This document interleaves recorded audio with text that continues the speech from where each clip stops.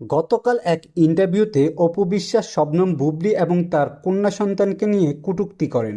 সেখানে অপু বিশ্বাস বলেন, ওই মহিলাটি একটি কন্যা সন্তান জন্ম দিয়েছে, এতে আমার কোনো সমস্যা নেই। কিন্তু সে যখনই সাকিব খানের নামটি জড়ায় তার সাথে, তখনই আমার সমস্যা হয়। কেননা আমি বিশ্বাস করি এই কন্যা সন্তানের পিতা সাকিব খান কখনোই হতে পারে না। কার সাথে না কার সাথে কি করে এই কন্যা সন্তানটি জন্ম দিয়েছে, এখন এসে বলে সাকিব খানের বাচ্চা। এই কথাগুলো শুনতে পায় শবনম বুবলি। বুবলি কথাগুলো শোনার পরে আজকে একটি বিবৃতি দেন। সেখানে বুবলি বলেন, আমি কি ওই মহিলাটার মতো? এই মহিলাটা আমাকে নিয়ে এত গুজব ছড়ায়।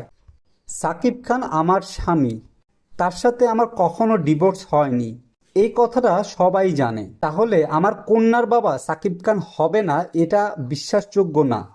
সবাই জানে সাকিব খান আমার স্বামী এবং সাকিব খানের সাথে আমার এখনো সম্পর্ক রয়েছে। গেল বছর আমরা দুজন একসাথে যুক্তরাজ্যে গিয়ে একান্ত অনেক সময় কাটিয়েছি। তখনই এই সন্তানটি আমার পেটে আসে। সো আমাকে নিয়ে গুজব ছড়িয়ে কোনো লাভ নেই। পরিশেষে আমি এটিই বলবো, ওই মহিলাটি সব কিছু হারিয়ে কেমন জানি পাগলের মতো হয়ে গেছে। দয়া করে আমাকে নিয়ে কোনো বাজে মন্তব্য করবেন না এবং আমার সন্তানকে নিয়েও করবেন না। আমি এই বিষয়ে সাকিব খানের সাথে কথা বলেছি। সাকিব খানও বলেছে আমি এটা ক্লিয়ার করব। ভিউয়ার্স, এই বিষয়ে আপনাদের কোনো মন্তব্য থাকলে তা কমেন্ট বক্সে জানিয়ে যেতে ভুলবেন না।